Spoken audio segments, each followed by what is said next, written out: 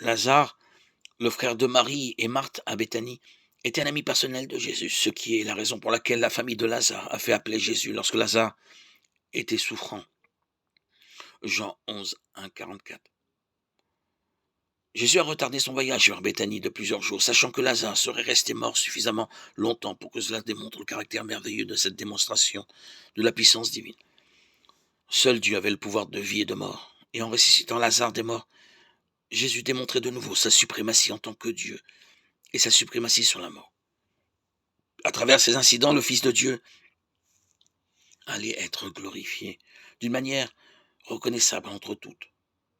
Comme c'était le cas pour de nombreux miracles et épisodes, l'un des objectifs était que les disciples et nous-mêmes puissions croire. Jean 20, 31. Jésus est celui qui disait qu'il était, et ce miracle le plus ahurissant de tous, témoignait de cette vérité. Jésus a dit à Marthe, c'est moi qui suis la résurrection et la vie.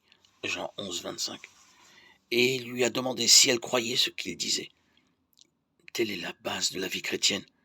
Nous croyons que Jésus est la puissance même de la résurrection et nous croyons en lui pour nous donner la vie éternelle à travers cette grande puissance. Nous sommes enterrés avec lui et relevés par son autorité sur la mort.